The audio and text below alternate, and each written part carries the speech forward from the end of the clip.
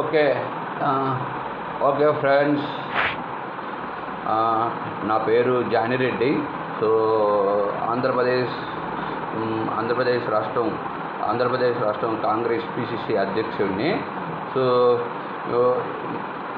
Important ఏంటంటే ఈరోజు so మీకు తెలుసు, ఎస్టర్డే నేను ఒక స్టేట్మెంట్ రిలీజ్ చేశాను.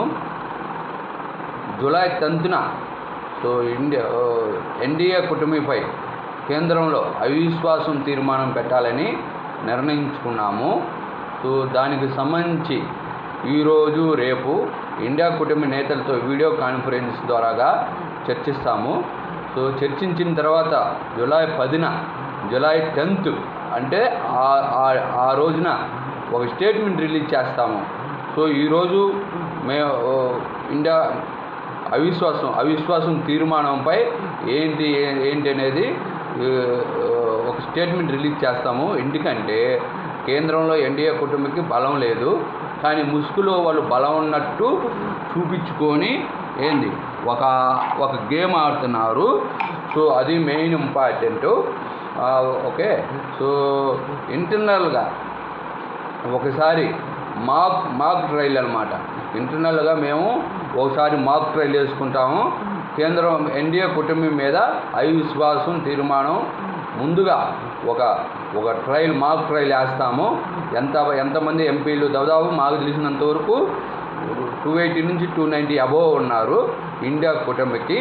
సో అది ప్రెజెంట్ అప్డేటు.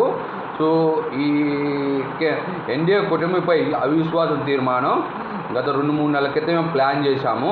అయితే 5 రాష్ట్రాల ఎలక్షన్స్ కారణంగా, కొన్ని పొలిటికల్ ఈక్వేషన్స్ కారణంగా, అయితే రాష్ట్రాల్లో కొంతమంది ప్రమాణ స్వీకారాలు లేట్ అయ్యాయి.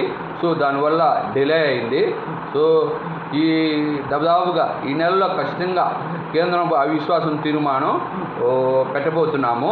ఇవాళ రేపు 10న ఇండియా కూటమి నేతలతో వీడియో కాన్ఫరెన్స్ నిర్వహించి దీని మీద ఒక స్టేట్మెంట్ రిలీజ్ చేస్తాం, ఎప్పుడు ఏంటి అనేది.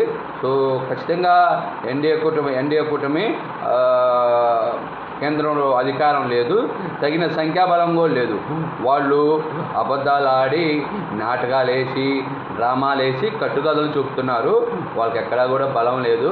అన్నీ కూడా అబద్ధాలు, కట్టుకథలు, కాకన్ బుల్ స్టోరీస్ అనమాట.